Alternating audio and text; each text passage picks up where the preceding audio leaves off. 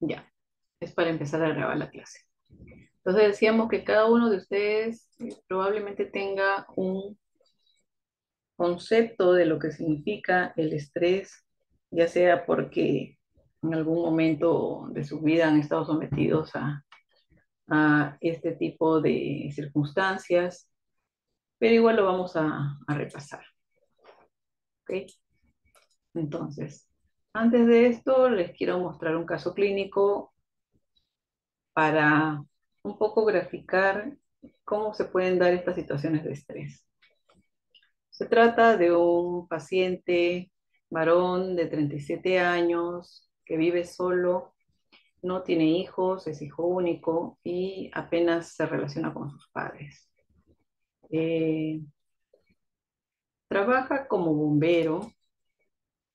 Según la historia, sufrió un accidente de tráfico hace un año y esto le ha dejado secuelas.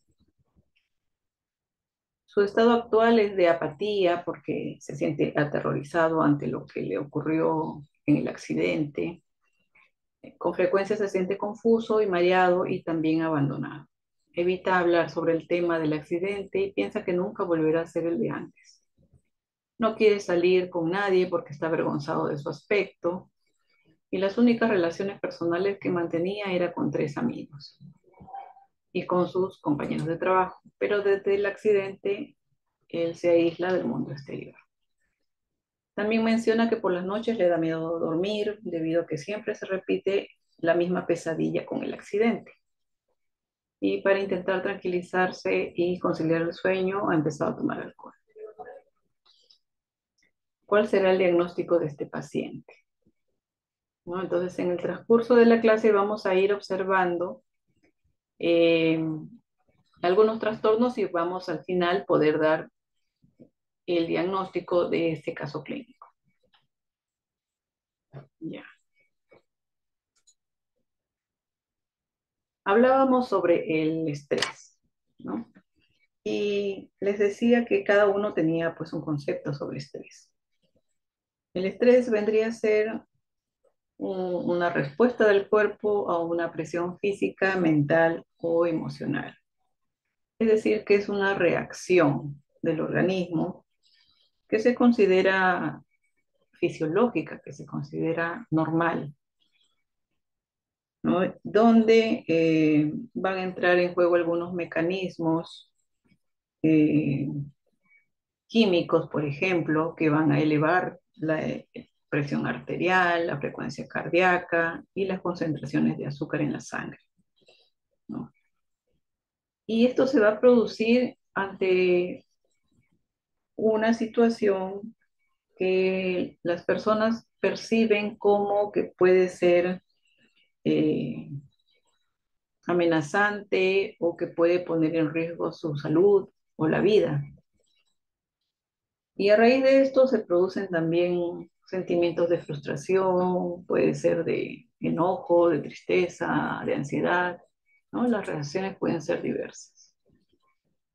Y la OMS lo puede describir como un estado de preocupación o tensión mental generado ante una situación difícil. ¿Ok? Entonces, nuevamente el estrés vendría a ser una respuesta normal del cuerpo ante estas situaciones que podemos percibir como amenazantes, ¿no? Y esta forma en la que nosotros reaccionamos al estrés puede marcar el modo en que afectamos a nuestro bienestar. Es decir, que hay personas que pueden reaccionar al estrés de una forma más tolerante y se van adaptando y hay otras que no se adaptan tan bien a las situaciones de estrés. También va a depender de los niveles de estrés, ¿no? Todas las personas también tenemos cierto grado de estrés y no podemos ir reaccionando de una manera pues apropiada.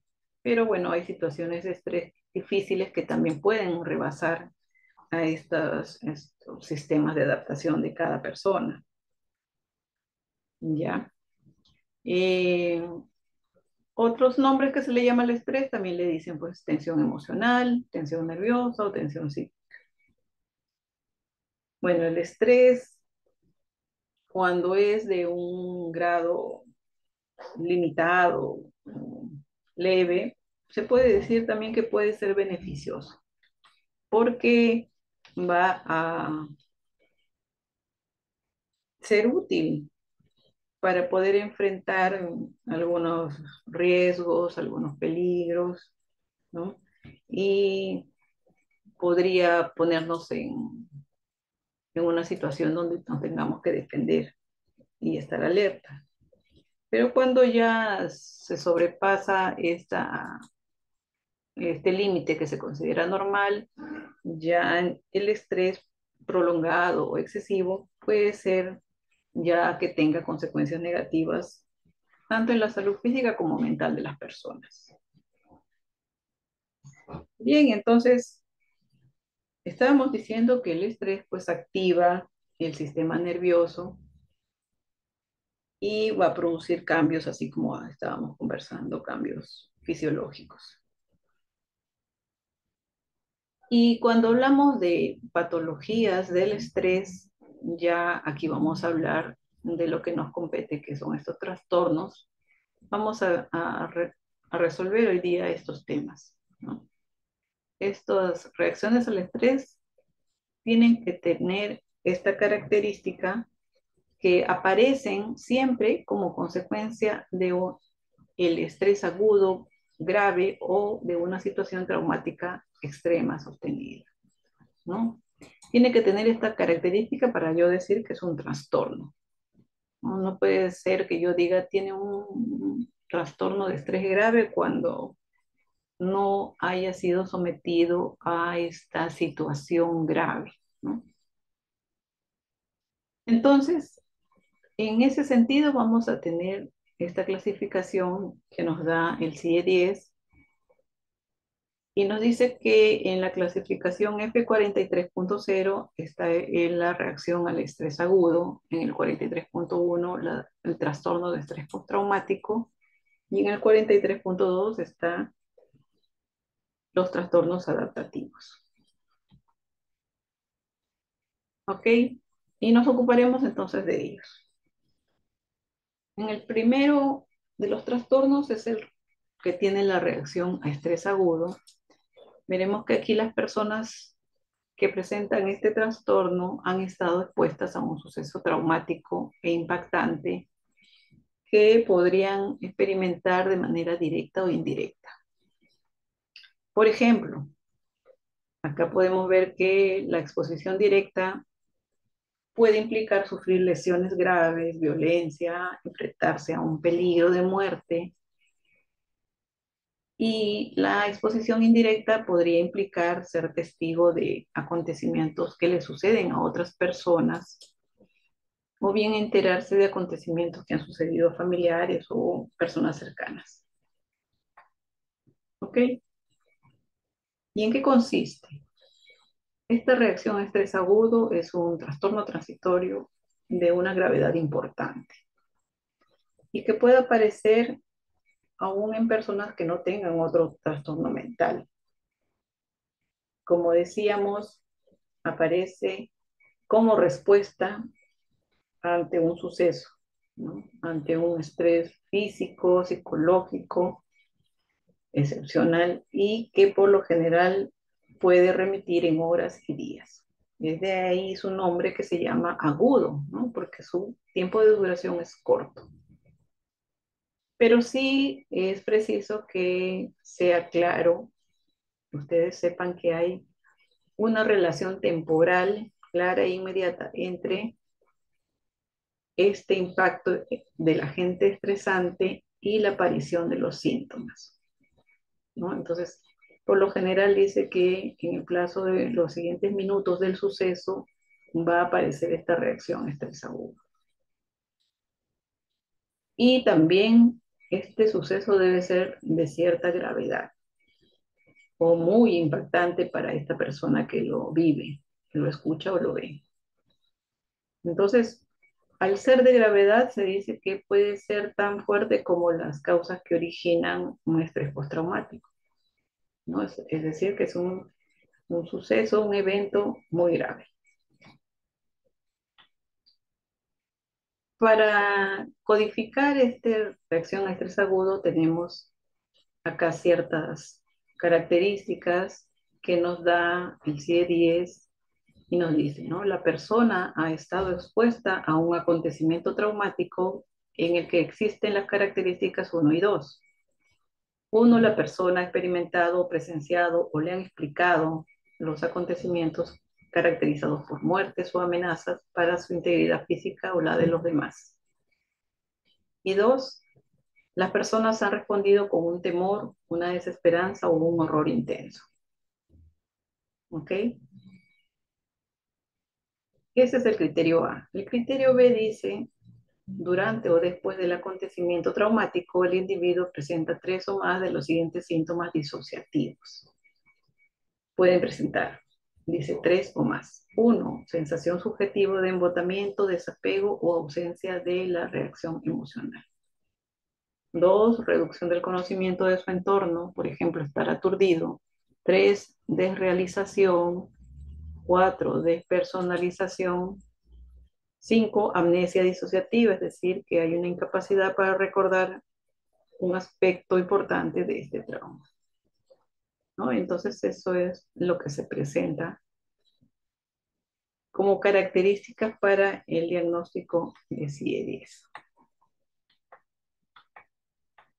También hay otras características, como por ejemplo que dice que este acontecimiento traumático es reexperimentado persistentemente de manera de imágenes, pensamientos, sueños, ilusiones, episodios de flashback, donde se revive la experiencia.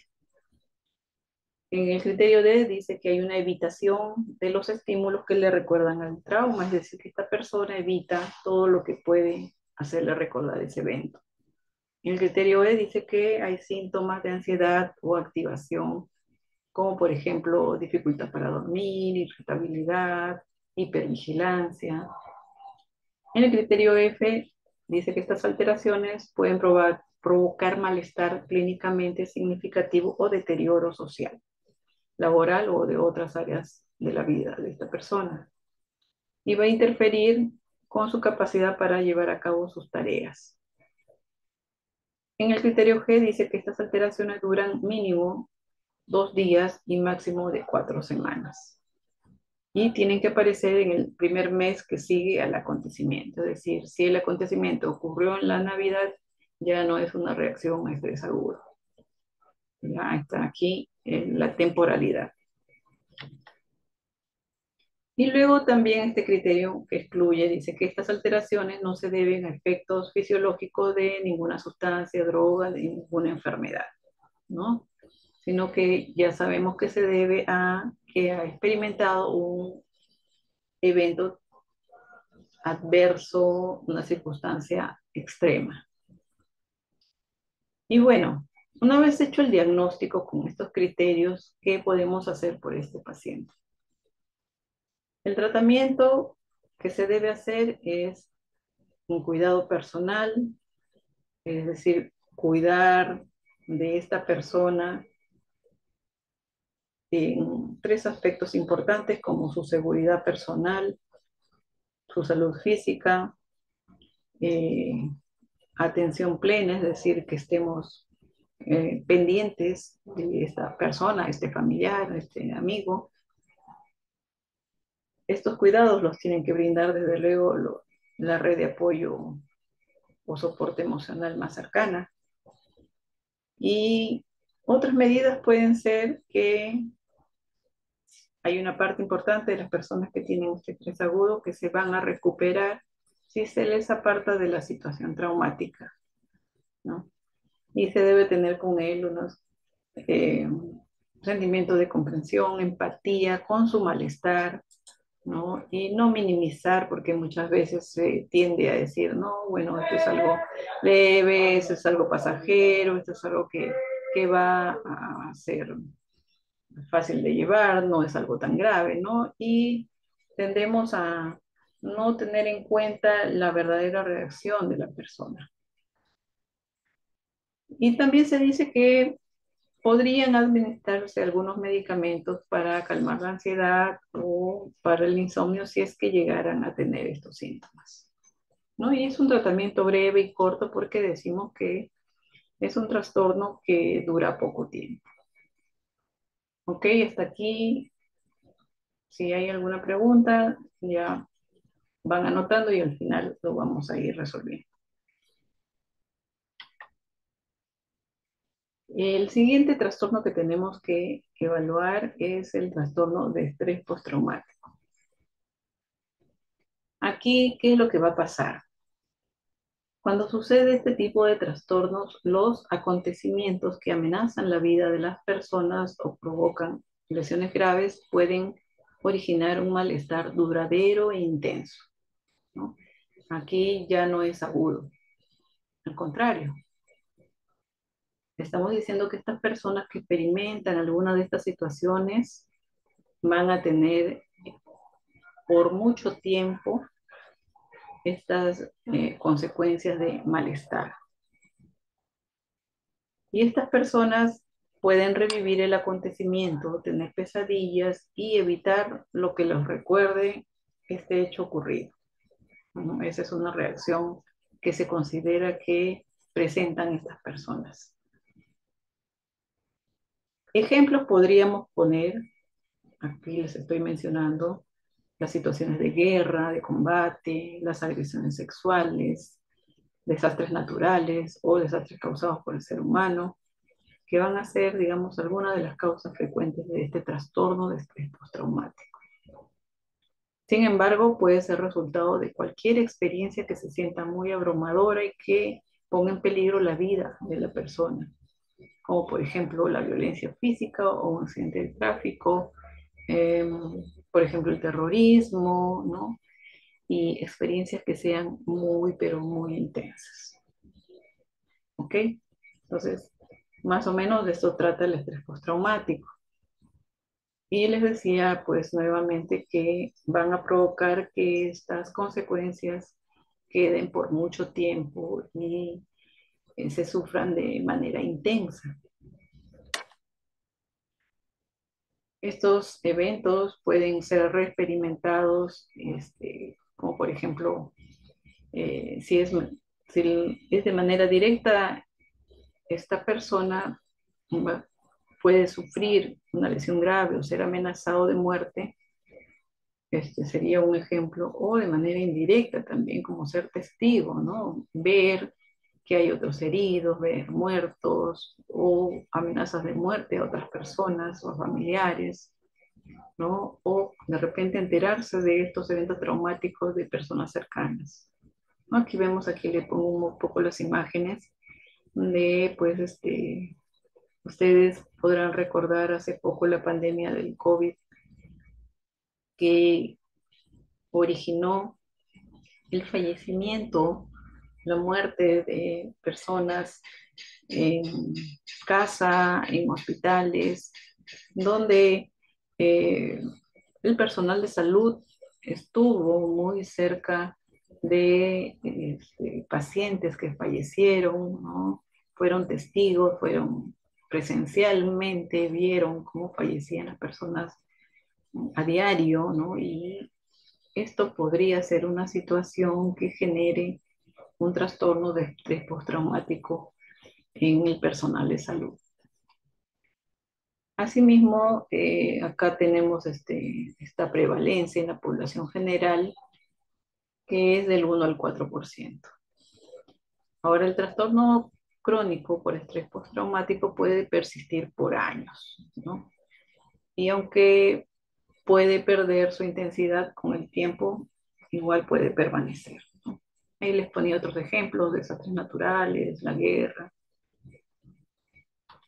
Bien, entonces hay algunos aspectos neurobiológicos que hay que saber con respecto al estrés y el estrés postraumático, ¿no?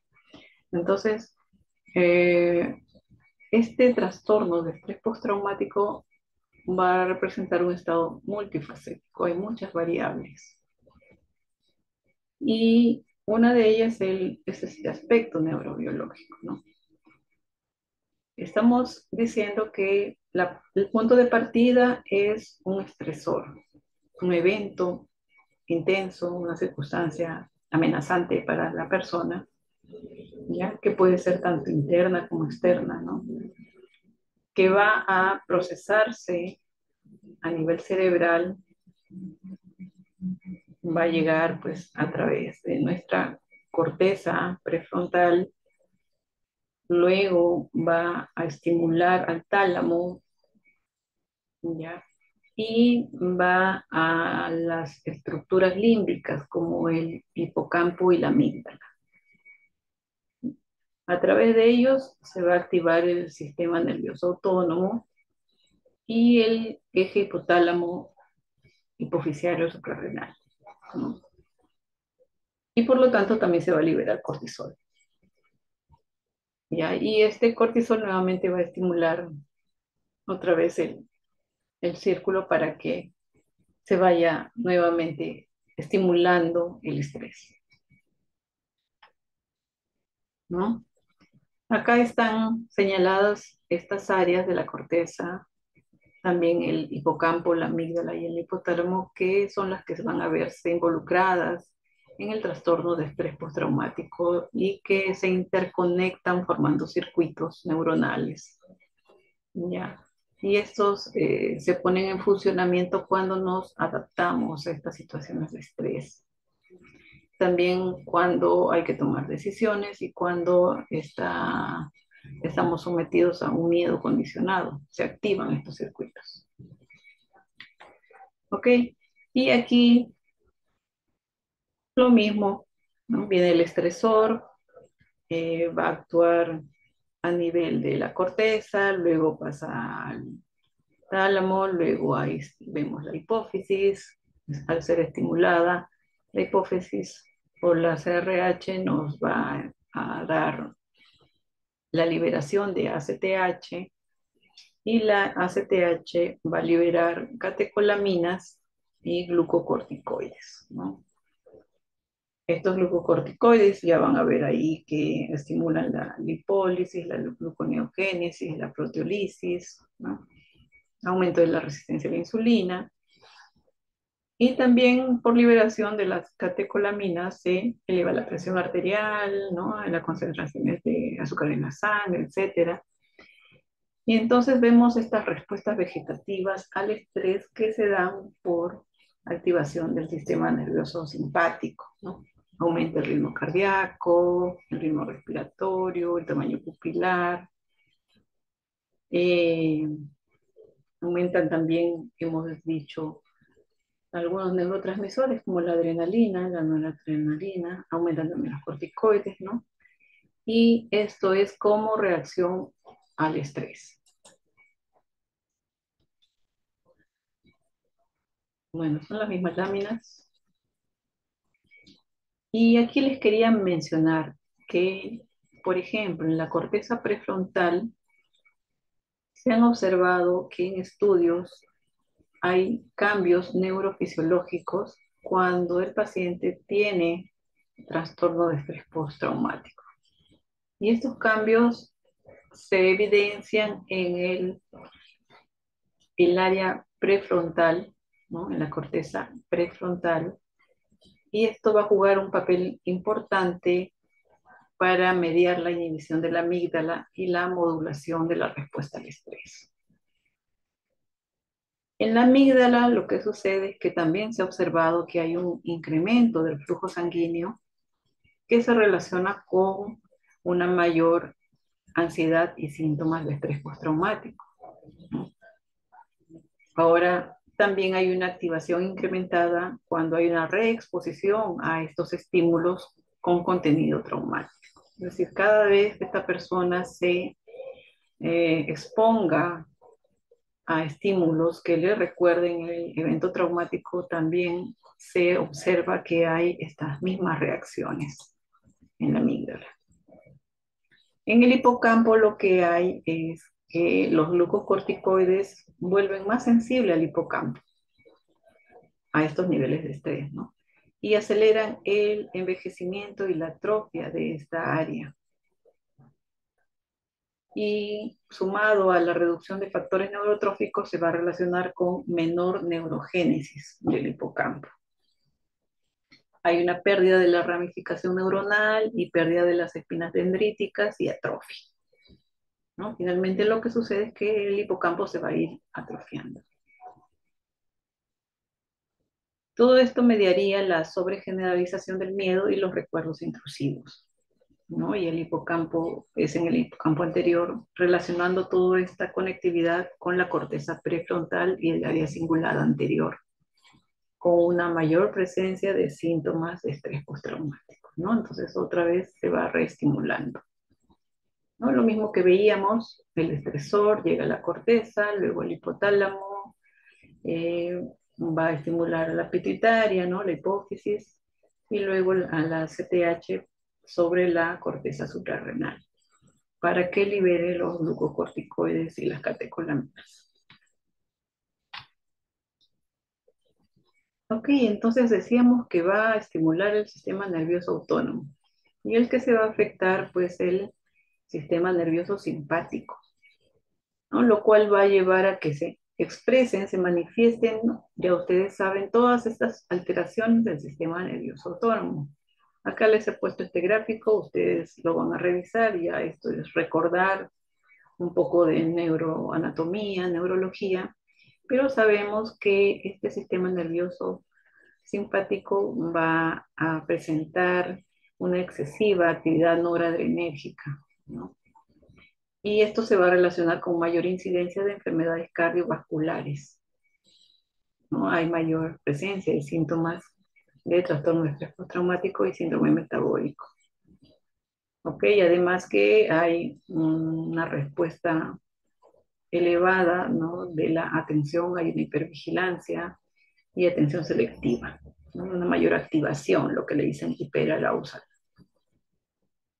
¿Ok?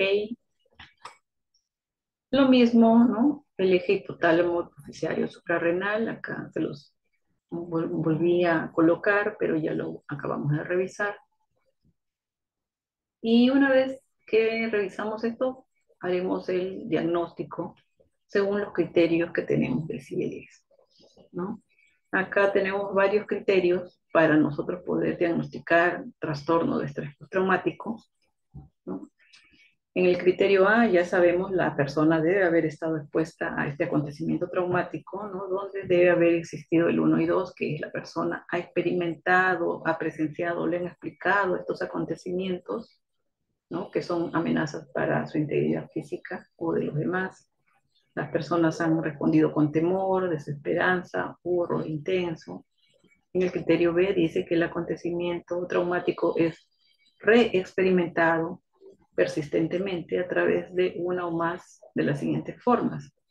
Pueden ser recuerdos del acontecimiento recurrentes e intrusos que le provocan malestar, pueden ser imágenes, pensamientos, percepciones. También pueden ser sueños de carácter recurrente sobre el acontecimiento.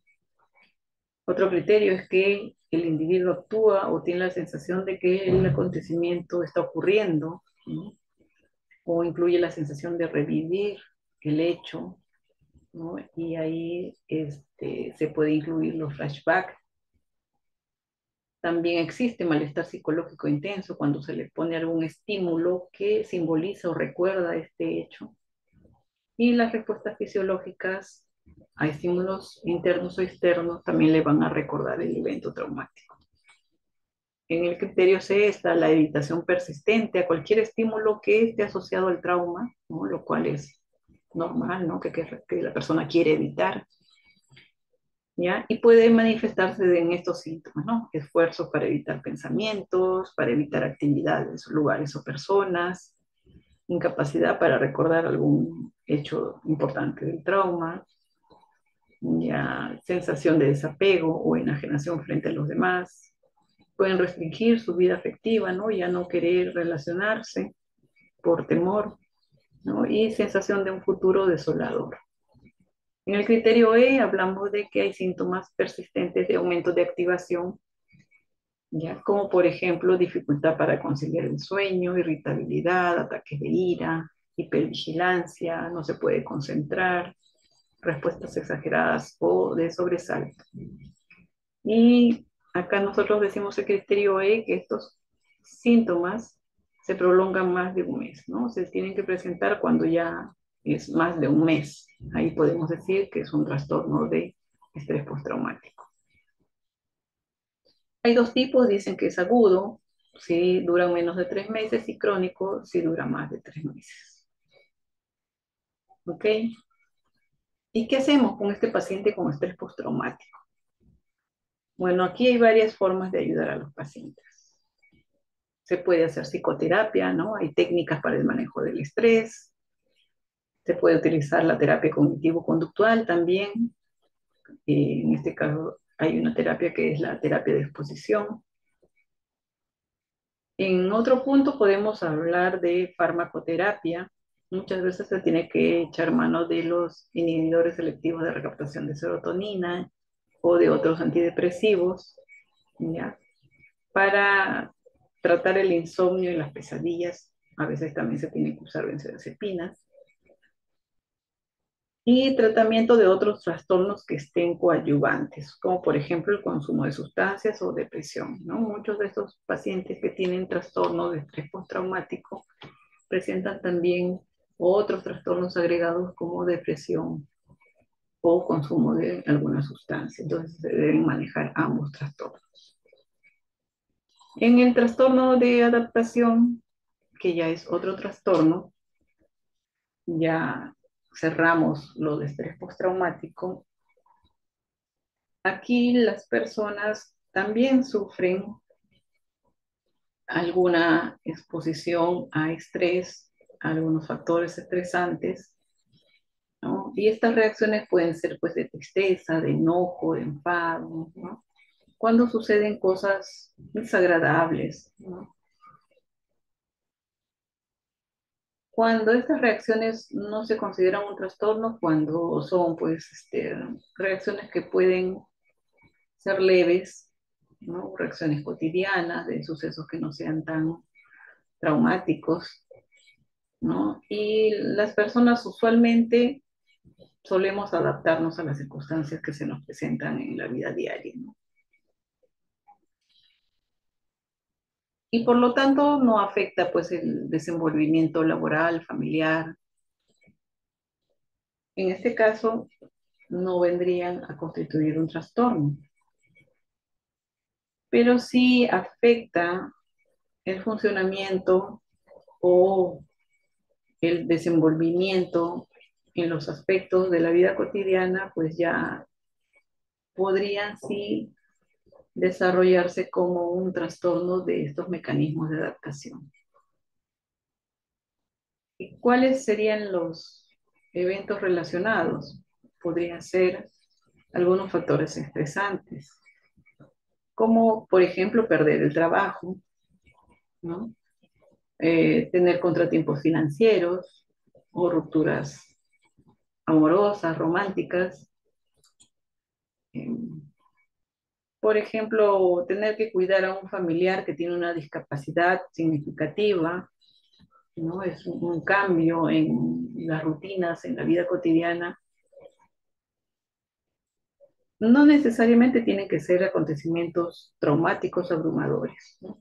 Son cambios en el estilo de vida que podrían ser importantes, pero no necesariamente traumáticos, como hemos visto en los ejemplos.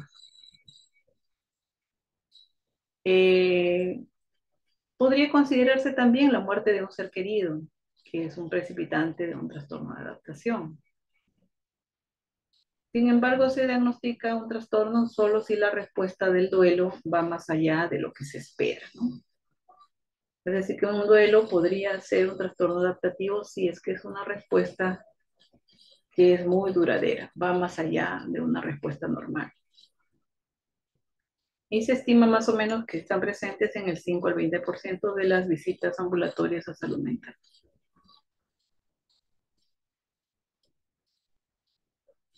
¿Y cómo lo diagnosticamos?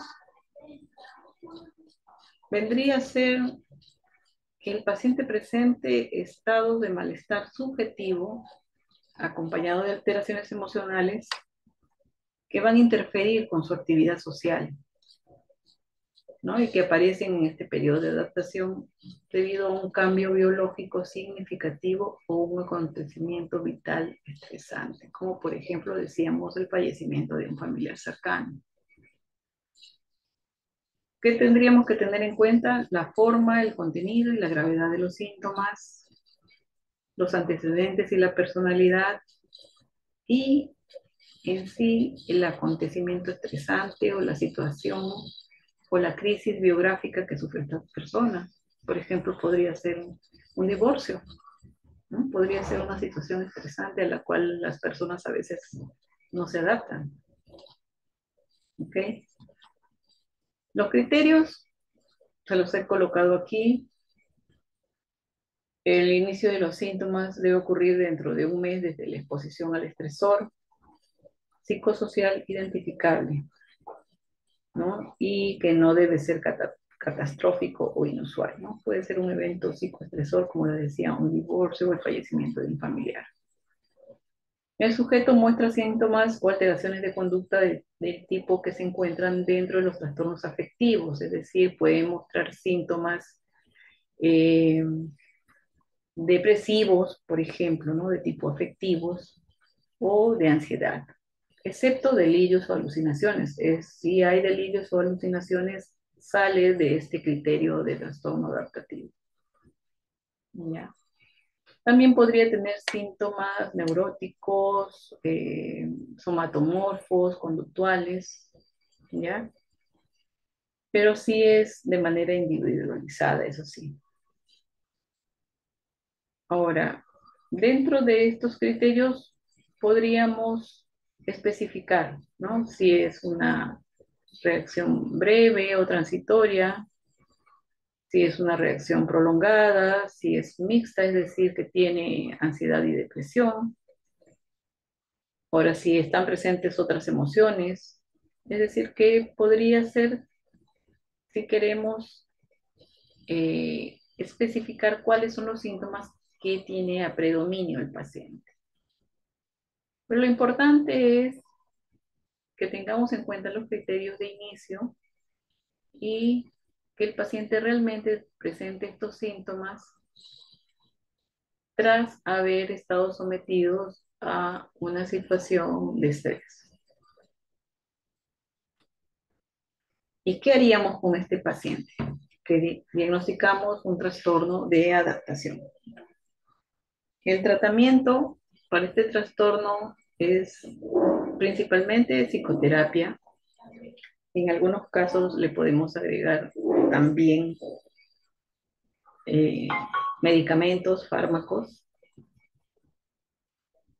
Y cuando hablamos de medicamentos, por lo general suelen ser antidepresivos y medicamentos para la ansiedad, ya que son las formas más frecuentes de que se presentan los síntomas de trastorno de adaptación. Y también hay que recordar que el uso de los medicamentos es por un tiempo, digamos, de algunos meses. Aquí vemos que este trastorno podría durar un tiempo, no es tan breve. Y por lo general, solamente hasta que remitan los síntomas se debe dar el tratamiento, luego ya se puede ir suspendiendo de manera paulatina. ¿Ok? Entonces, siempre debemos buscar la ayuda profesional cuando vemos que se presentan los síntomas que mencionamos en este tipo de trastornos de estrés. A veces con terapia puede llegar a manejarse el estrés. No hay técnicas para manejar el estrés, ¿no? Por ejemplo, la meditación, la relajación, la actividad física, el ejercicio, la respiración, ¿no? Eh, pero a veces si no se logra controlar con este tipo de técnicas, eh, recién ahí tenemos que pensar seriamente que esta persona no maneja adecuadamente esta situación. y ahí tendríamos que recurrir a la terapia con medicamentos.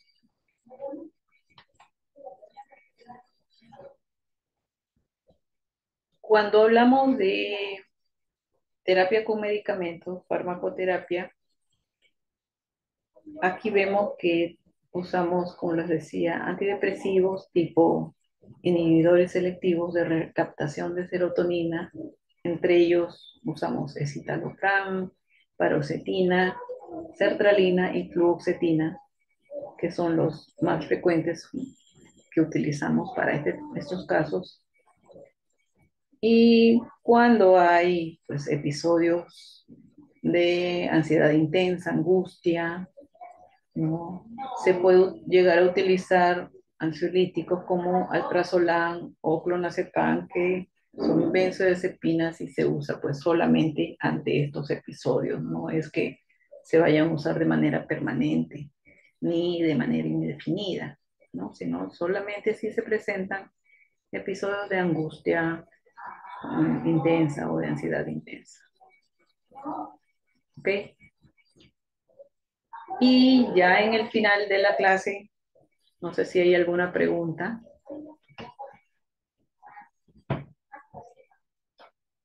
Todo claro, doctora. Qué bueno. A ver, chicos, ¿todo bien? Gracias, Carolina. Ya que todo está claro, creo que estamos entonces en condiciones de responder qué tenía nuestro paciente. ¿Se acuerdan del caso? Estrés postraumático, doctora. Exacto. Carolina, muy bien, gracias por haber estado atenta al caso y a la clase, ¿no? Este paciente tiene un trastorno de estrés postraumático, ¿no? Este es el diagnóstico que podemos llegar ante los criterios que hemos evaluado, con el caso que hemos visto de esta persona, ¿no? Que evita situaciones, que tampoco se somete a estar con personas, ha logrado aislarse, ¿no? También quiere en todo momento no recordar lo que le sucedió y también que hubieron secuelas en él que hacen que rechace el contacto con las personas, ¿no? Un hombre soltero, sin familia, que tampoco ve a, su, a sus padres, ¿no? A pesar de que tiene su trabajo, ¿no? Y podría tener una mejor vida social, bueno, no lo logra hacer, ¿no? Y ya también hemos revisado el tratamiento que tendría que necesitar. Ok, dejaremos de compartir y no sé si hubieran más preguntas. Ya terminamos con el caso. Gabriela, ¿dónde estás? ¿Se fue Gabriela? A ver, ¿dónde está mi grupo? Andrea. Andrea, ¿estás en clase? Levanta tu manito, Andrea. A ver, ¿a quién más puedo ver aquí? Ah, está Flavia. Andrea también aparentemente está, pero no me escucha. Flavia, sí. Qué bueno, Flavia, que estás en clase. Ya, Andrea creo que se quedó dormida, ¿no está? Sí, también, ya se despertó. Bien, ok, chicos. Entonces, espero que haya sido de utilidad la clase, que hayan logrado captar lo importante y de repente van a tener la oportunidad también de ver pacientes que tengan algún tipo de estos trastornos en la práctica y comentar lo que hemos estado conversando. Si no hay más preguntas, daremos por terminada la clase.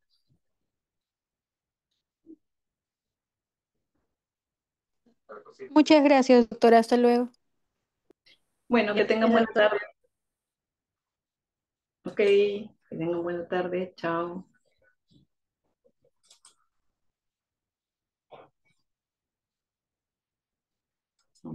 Tal aquí.